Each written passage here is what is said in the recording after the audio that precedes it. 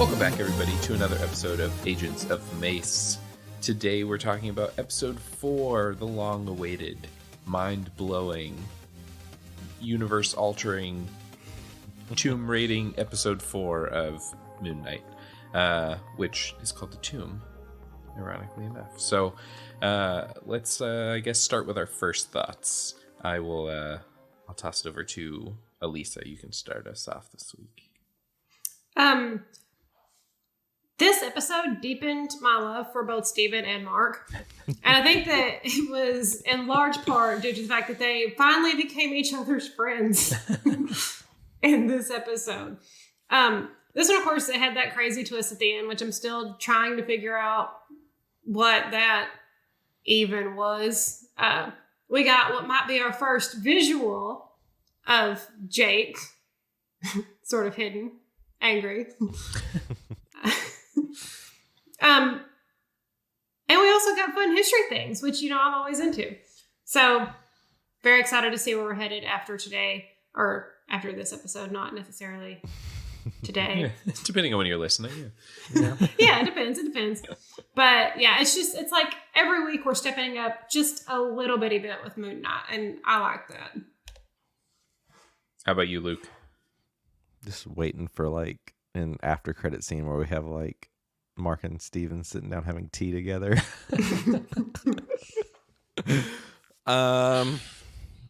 Yeah, a lot of thoughts from this one. I've been thinking a lot about this, and I guess I want to start off by saying, we've kind of brought this up before, is in typical, I guess, Disney Marvel fashion, they have the hype points, where they try to get everyone to hype certain things up. And so I went into this one. This was a difficult one to go into because, I saw all the early things on it. So, was this worthy of the hype? I would say yes and no.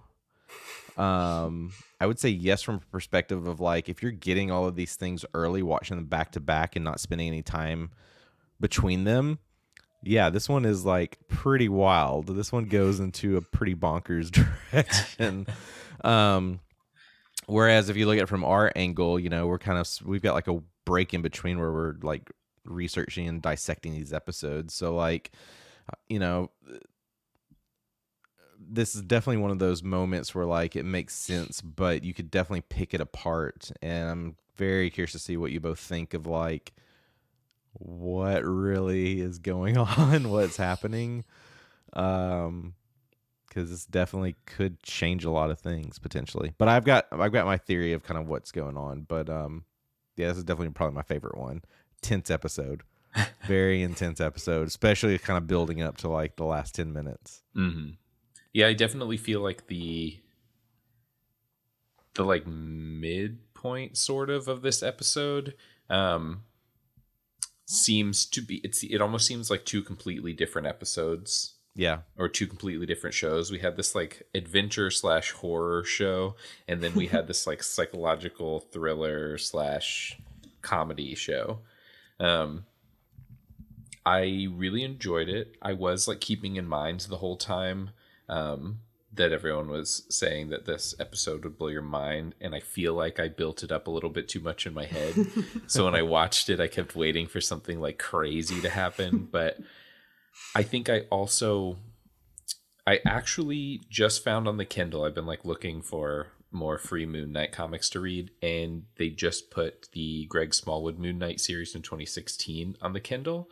So I started that series literally the night before this episode came out, and that series starts with Mark in waking up in an asylum basically, and being pushed around by the guards, and he has to go to therapy and talk about all his different different people in his head and stuff. So when that happened, I was oh hey, I literally just started that series. That's crazy.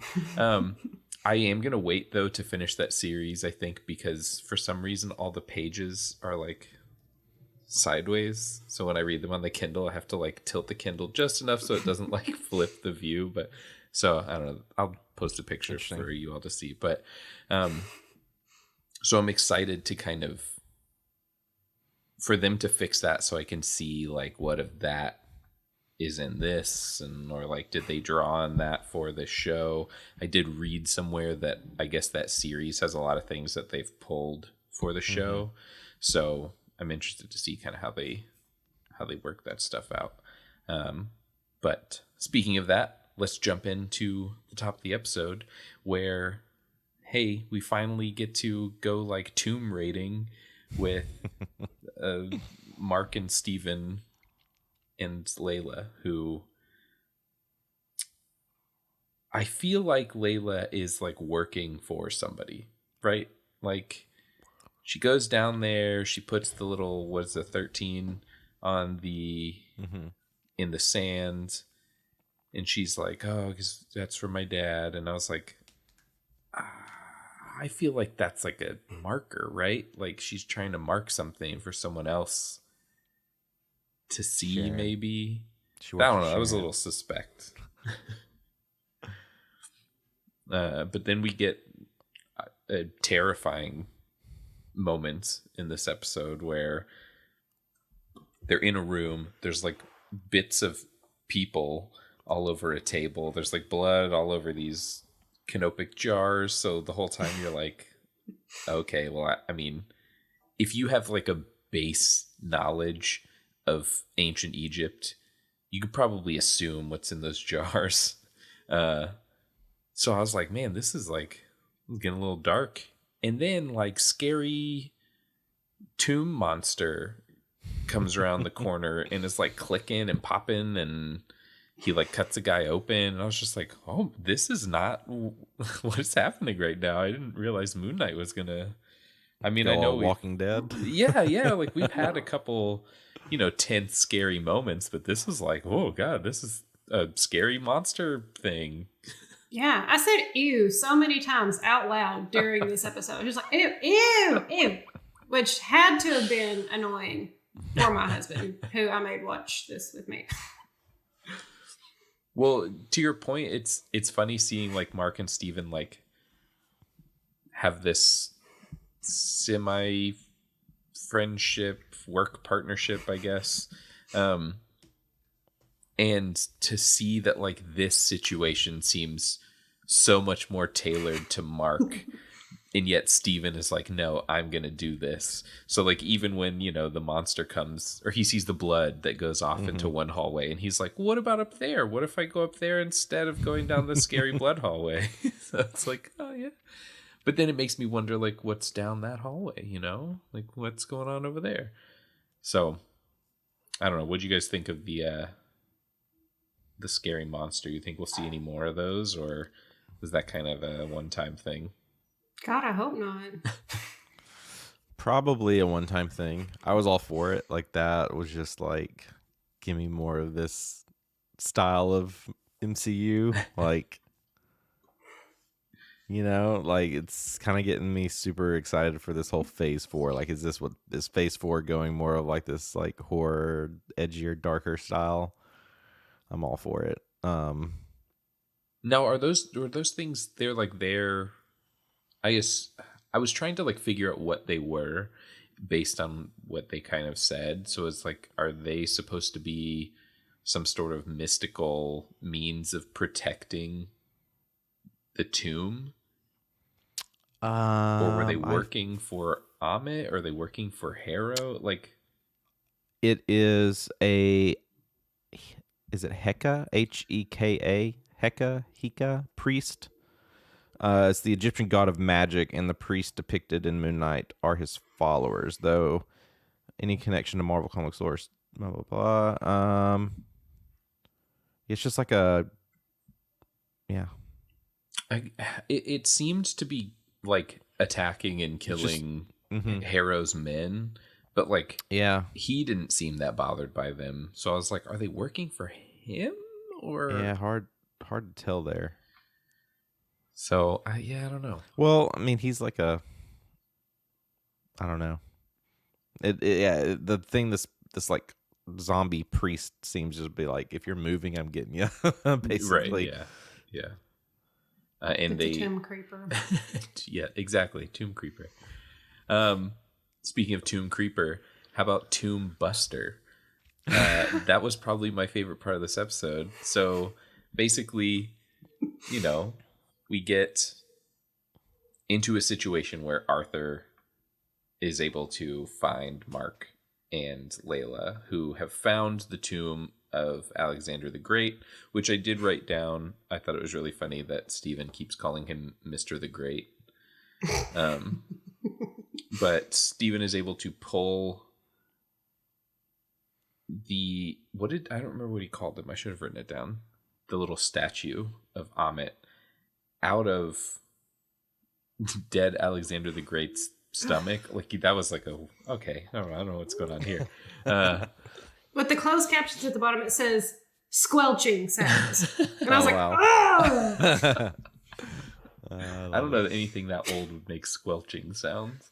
I don't want to know. Almost, yeah. You'd almost figure if that old, it would just kind of like disintegrate. Yeah, it'd just be like dust. Yeah. I mean, you could grab the axe and just went to town on it. Well, he finds that, and then Haro steps in and spills the beans about Mark's, alleged, I can't think of the word, I'm losing words, involvement in the death of Layla's father. So it's kind of like, oh, here's the rift between Layla and Mark that, like, we didn't know about, but also, like, they already seem to have, like, a strained relationship. So she confronts Steven about it. Steven's like, I don't know what you're talking about. And it all goes sideways from there. Now, I did want to say that I know we kind of talked about what we thought may be going on there. I'm interested in who Steven's, or I guess Mark's partner was. Mm-hmm. Because he mentions that his partner got greedy and executed everyone, including himself. So it goes to say, like, it goes without saying, I guess, that's obviously when Mark died, air quotes, and Khonshu saved him and made him Moon Knight. But, like, is it gonna be like, is it gonna turn out that's like it's Arthur was his partner, or like how do you, maybe that's season 2, they're like saving that for like the bad guy of season 2? I don't know. Do you think I think it's Jake. I think his partner is just Jake. Maybe. Oh. Says in Marvel's source material, he assaulted the site alongside a fellow mercenary called Bushman, who went too far and started blasting folks. Unhappy with his partner, Mark betrayed Bushman and was killed in response. But we also know that Jake is like a little bit psychotic. Yeah. But I think, and let me look it up really quick, but I think Bushman might be the one, that's his name. The one from the comic that yes, he is. So Bushman is the one that I saw in the other Moon Knight comic that I read, that mm-hmm. like when Mark killed Bushman, he cut his face off. And so then Khonshu appears as Bushman with his face cut off to Mark all the time. Like that's mm-hmm. how Mark sees Khonshu. So what are these comics? Yeah, I know. Yeah, Moon Knight's a lot darker than I thought it was. So yeah, I wonder if we're going to get any version of that in this show, since they are leaning a little bit heavier on the dark side of stuff. Or if maybe again that will be like season 2, that will be kind of the route where he like confronts Bushman and kills him, and then Khonshu takes on the form of Bushman, or I don't know. Or is the third personality Bushman? Like, is Mark? Are they gonna twist it to where like Mark is Bushman? So I wouldn't be surprised. They have kind of already consolidated things and characters and change things around to kind of fit the storyline anyway. So maybe if they're thinking that they're going to put Moon Knight with like New Avengers or something, so like this is more of an introductory series rather than like a continual series. Mm-hmm. It'd be interesting. Be a cool way to take it, I think. Yeah, very curious to see where they'll go with it. But there's even more that goes on in this episode that could clue to something else. Well, we quickly after this kind of learn where Steven and his accent may have come from, with the screen kind of switching aspect ratio and looking like an old Nickelodeon show. We get to watch a little bit Legends of the Hidden Temple. Yeah, exactly. That's exactly what it looks like. It's called Tomb Buster, and it's the adventures of Stephen Grant, who is like a archaeologist in the jungle looking for lost treasure. It's fun, and I wish that they had done more of it. I felt like it was really short, and I was like, man, this would be like such a fun way for them to give us more of Mark's backstory. Upon a little further investigation, this seems to be pulled from a 2011 Moon Knight comic where Mark Spector uses the riches that Stephen Grant has built up, since in the comic Stephen Grant is like a billionaire playboy, not a kind of nerdy Egyptian fan. He uses those funds to make a TV show that's called The Legend of Khonshu, and it's based on his own story. So that's kind of where this was pulled. I think it's a fun way for us to get like a glimpse of where Stephen came from and why he has a British accent, since in the show Stephen Grant is like a British Tomb Raider. But I don't know if this is just... I think this is just like a nod. Because then this is where now we're in the psych ward. And it's becoming more of like a psychological thriller where we're trying to figure out like, okay, what's real? What isn't real? Has everything we watched happened? Or has he been in the psych ward the whole time? Or who's good, who's bad?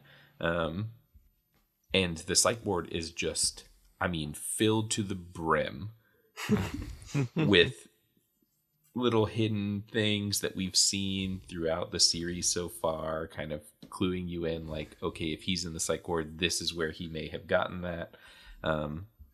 So really quick, just to kind of like run through them all, and then we can talk about the whole scene.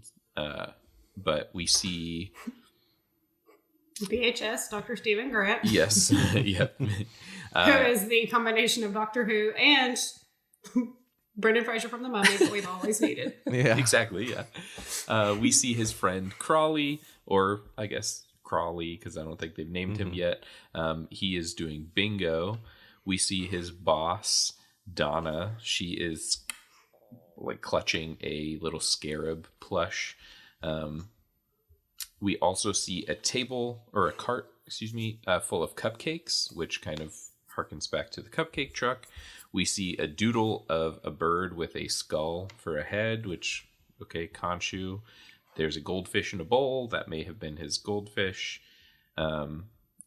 Here's the Moon Knight action figure, which I looked it up because I was like, man, that looks a lot like a Moon Knight action figure. It is. It is the Moon Knight action figure that was a Walgreens exclusive last year, or in 2020. So I thought that was funny. We see a painting of the town that he was in when he first met Arthur. We see Arthur's shoes, which I was like, I guess, I don't know who that's a callback for. Like, I don't know that Mark or Steven really noted his shoes. And then Arthur's cane.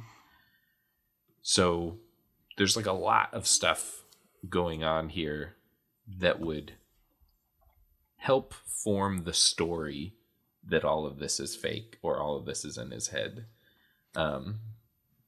until sort of like a major thing happens with a sarcophagus. So kind of rewinding a little bit. What did you guys think when he woke up in the ward? I was like, there's no way on earth this is a real psych ward. Yeah. This is too ornate, too sculptural. Yeah. I was like, I don't know how this is happening. I have a suspicion now about what I think is going on. But so what do you think is going on? I think it's that Arthur was able to reawaken Amit with the statue. And it's some kind of, it's something that he and Amit have created to imprison Mark / Steven / Jake / all of them together, with the intention being to try to pacify them into thinking that none of it was real. I don't know exactly how that's working. I don't know if it's like a Doctor Strange snow globe situation like we have seen or what, but that's what it seems like to me, is that now we have a fully powered Amit. I almost feel like, because I was thinking that too, I was like, I mean, it's definitely not real. Everything is too white and too creepy and too clean. And then, yeah, like I wasn't super paying attention to the background when I first went through it. And then going through it again was like, oh yeah, there's like Egyptian statues and stuff. And it's very strange. But then it kind of seems like some sort of mind prison, since he's able to interact with, as far as we've seen, the two versions of himself. But then the big kicker is the very end of the episode. We meet a character who may or may not be a character in this show, or it may have just been like a nod to where we may be. But it almost seems like this could potentially be maybe like where these gods are kept when they're put in their little statues. Yeah, or maybe it's some part of the overvoid. Yeah, I don't know. It's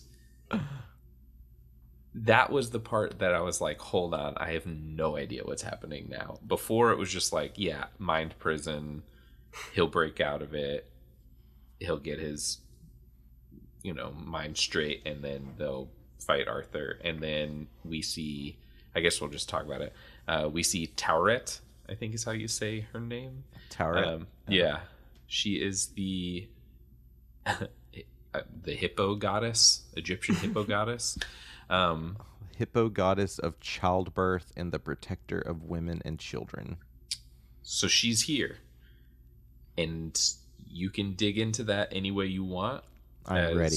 Like, is she here as a sign that like a new version of Mark / Steven is going to be born? Is it like some crazy symbology? Or is she here because there are potentially other gods being kept here? Is Khonshu here? Is Layla pregnant? Is Layla pregnant? Is this... Yeah, there's so much that you could glean from this literal 2 seconds where we see a giant hippo goddess. So here's kind of where I'm going with it. And some pieces it's hard to really... We'll find out for sure, but I mean, it's hard. I can't make up my mind on what I'm more confident in. I feel like this is some form of purgatory, because we've not the backstory that we've gotten of Mark has just been through conversation. We've not actually gotten an episode where we actually get to visually see the events that happen. Right. But we do know that he does die in the desert, and that's how Khonshu finds him. So kind of looking at the moment where he is shot and kind of falling into the water, it could be symbolic into like mirroring his actual death, but now he's going through purgatory. But is it purgatory? Maybe. It could be this void area. Essentially, he is going through this mind game. I'm pretty sure Amit's kind of controlling everything. I think the question comes down to like these other personalities, because we've been hinted that there's a third. It could be Jake, it could be Bushman. The question is going to be, You know, I feel like they're going to go the route of like it's a battle with himself. So maybe Steven and Mark have to battle Jake or Bushman, whichever one it'll be. What I'm really curious on, though, is Tyrette, because Mark does have another personality called Inner Child. So I'm wondering if Tyrette's going to like kind of lead Mark through this kind of purgatory-esque adventure to find Inner Child, and because they need Inner Child to defeat, you know, this other entity who maybe wants to take over. Interesting. The question is like, how do they break out of this kind of mind game type scenario? Because essentially he may just be laying in that water dying and all this stuff's going on, and maybe the whole point is like, maybe Tyrette's gonna be like, look, I can get you to Khonshu to save your life, but you got to follow me and we got to go through this insane asylum. And maybe that's what like the next episode's gonna be, is like Tyrette's gonna lead them through like the all these mind games, and eventually he'll probably have to fight himself to get out to get to Khonshu. I feel like Mark, Steven, or whoever is gonna have to make a very important decision. Well, on that note, do you think, because like so another big thing that we see is a sarcophagus that's like rattling. Yeah. And obvious first thoughts are, okay, that's Jake. Right. He's locked in there. He's trying to get out, because that's how Mark was able to find Steven. Steven was locked in a sarcophagus. So do we think that this is going to be... Are we going to get more than just 3? Like, whether it's Inner Child or Jake that gets released? Do you think we're going to get more than just 3 personalities for Mark / Steven? Or are we going to get... We're only going to get 3 and the others are going to be like for another time? I mean, this seems like the perfect place for all of them to be let loose, which then is how Steven... Like... I'm already picturing the scene where he comes back to life, where he like opens his eyes and he's in some version of the Moon Knight outfit, and it has either like stopped the bullets or healed the bullet wounds or something like that. Because they have already said that, I believe, in the show, right? That the suit is self-healing. So right. It's like, okay, that's going to be the scene, right? He's going to wake up in the suit, and that will be how he... It'll be like as the bullets are being fired, but now the suit's on him, and right. And so like all of this stuff that's happening in the psych ward is happening in like the milliseconds between the gun being fired and him dying. Possibly they could go that route. Yeah, I'm curious on, you know, are there more personalities? I think the last time I looked, it was only the 4. Maybe there was a 5th one. It was Mark, Steven, Jake, Inner Child, maybe one other. I don't know. I feel like the Inner Child one is like the gamble. Like, would we see that one? I'm not looked into the comics of like the purpose of it. And they could definitely hold that one for later. Mm-hmm.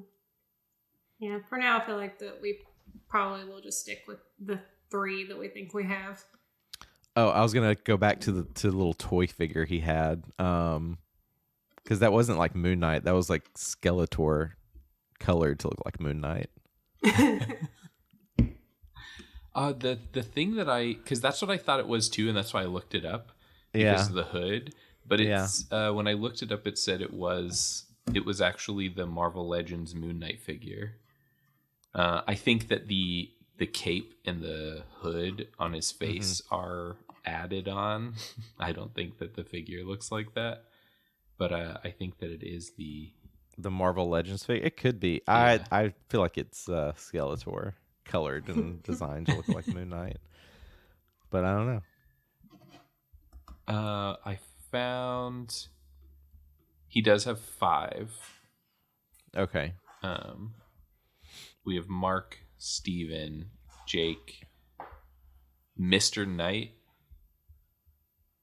is his own. This is wrong, because it says Mr. Knight and then Moon Knight, but Mr. Knight and Moon Knight are not personalities. So, and I don't see Inner Child on here, so I don't know. we'll try to find a full list of Mark Spector's personalities. But I feel like there's a lot. I mean, they've only got 2 episodes left. I don't know how they're going to do it. Especially if we spend more than half an episode in this purgatory / asylum. But I have faith, so. It's getting wild. We always say that we don't know how they're going to wrap it up, and then they do, so. Yeah.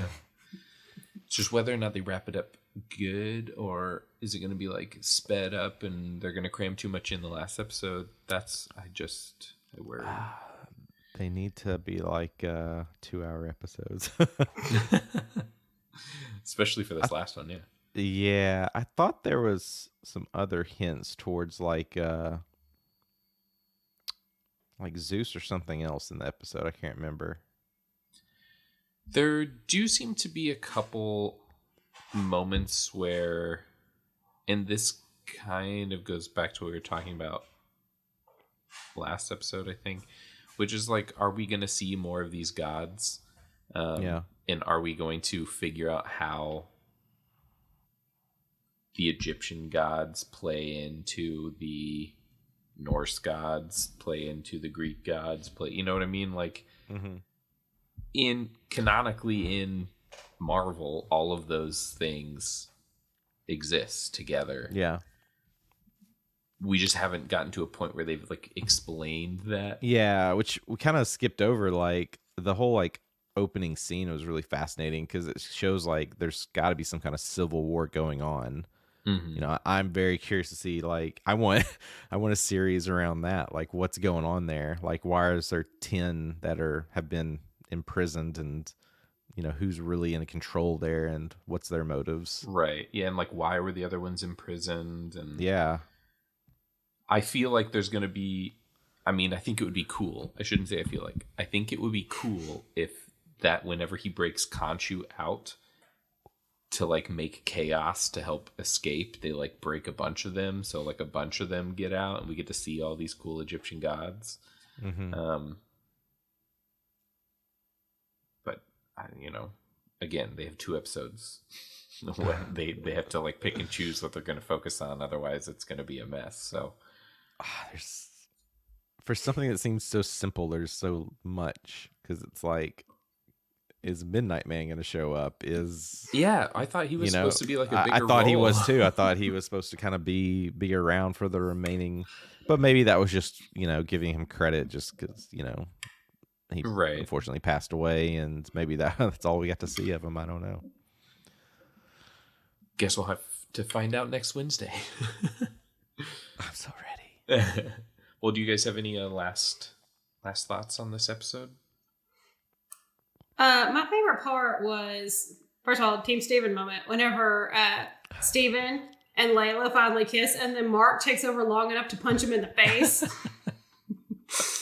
And I keep expecting Steven to say something like refer to Layla as our wife. Yeah. Yeah. It hasn't happened yet. You could, like, just the whole, like, vibes through, yeah. Or I was going to wait for you to bring up, like, when he's just nerding out as he's walking through the tomb of like, yeah, it's like, oh, it's Alexander the Great. He's like, this is gonna be a big one. This is gonna be a big one. Yeah, bless his soul. Yeah, I do want to know if he has any sort of like super strength. I mean, I have never opened a Egyptian sarcophagus, so I have no idea, but I would assume that a giant slab of rock would be pretty heavy and hard to move for one person. And he just, it was like nothing. Yeah, he like pretty easily just shoves that whole thing open. Yeah. So I wonder if he's super strong and he just doesn't know it, because why would he know that? Yeah, lets Mark do all the heavy lifting. I mean, but he reaps all the benefits. Yeah. It's like all of the personalities as one, just using their strength to push that forward. Right. Gosh, I wish I had another personality like to work out while I was asleep. Right. Yeah, I want a millionaire personality. Yeah. Just like wake up and I'm like, oh, I have millions. What? careful. One of me is financially astute. All right, well, that wraps it up this week. Thank you all for listening. Be sure to join us next week when we dive even further into this mystery and hopefully break out of the asylum that we're all stuck in and learn about what's actually going on. So on that note, does anyone have any cool one-liners? Put us out. Before one-liners, do we want to chat really quickly about the Thor Love and Thunder teaser? Oh, yeah. Oh, it was so good. I probably have watched it like 12 times since it released. It's just like Ragnarok vibes plus Guardian vibes. We get a classic Thor outfit shot. Yeah. Where he's like running as a kid and then he's running in his like classic outfit. And I was like, wow, what a cool callback. Like the Forrest Gump segment. I'm so excited. I feel like just excitement. We would have to have. I'm very glad that they kept Christian Bale kind of away from this one. Like that's gonna be huge. Very, very ready to see how he's gonna look because it seems like it's gonna be a little different. Because he may end up looking more human-esque. Show his face, but yeah, we'll see. But yeah, we get like a very brief scene of Russell Crowe as Zeus. Yep, we get a very cool shot of Jane as Thor with Mighty Thor. Yeah, one of my friends messaged me and she said, "When you watch the Love and Thunder trailer, just to see how jacked Madeline Coleman got to get." Right. I'm so excited. Oh, yeah, the poster right now. There's two versions. There's one with Thor, and then there's one with Jane. That's like cool. Same pose and everything. They look very similar. Yeah, I'm excited to. I mean, again, I feel like we could have a whole episode on that because, like, how did she get Mjolnir and how did it get reformed and how, like, what's going on? It's like, is this going to go into more multiverse type scenarios? Like, right? Like, is she from a different universe or? There's so much. Or I'm is excited. is it the comics version where she has cancer and she goes to the moon and I've heard I've seen a lot of people speculating like maybe this is going to go like she's got cancer but is able to wield the hammer and get Thor's powers but essentially goes right back to that state. Who knows? Oh man. I guess one other really quick thing. I've got one other Marvel related news. Okay, I have one more for Moon Knight. For any of you gamers out there, today I saw that Fortnite released a Moon Knight and Mr. Knight outfit.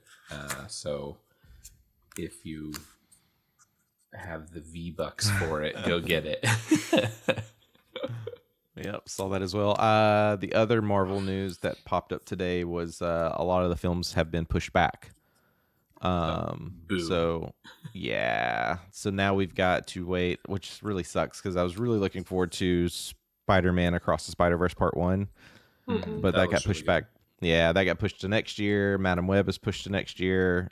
Part 2 of Spider-Man Across the Spider-Verse is 2024. But now we know that our next Spider-Man related film is going to be Kraven the Hunter, which they released the official logo for that today. Is it Jason Momoa? No. No. It's like our original Quicksilver. Aaron Taylor Johnson, is that his name? Right? I think so, yeah. Yeah. Okay. Which I saw Kraven like the they're Hunter's supposed to be big because he's on TV. Yeah, that's what I saw that they goofed on their tweet because they said the release date was like January of this year. Yeah, oh my god, that would. So I think it's like January 18th of 2023, something like that. Patterning after the success that Morbius had trying to release it. That does definitely makes me worried because like traditionally January films are like not good films. Yeah. So, all right. Well, there's see what lots happens. of stuff, I guess, happening. Some to look forward to, some to be bummed about, I guess. But who knows? Hopefully, maybe the next news that we'll get is, hey, just kidding, we bumped everything back up. Hey! That would be awesome. All right. one-liner?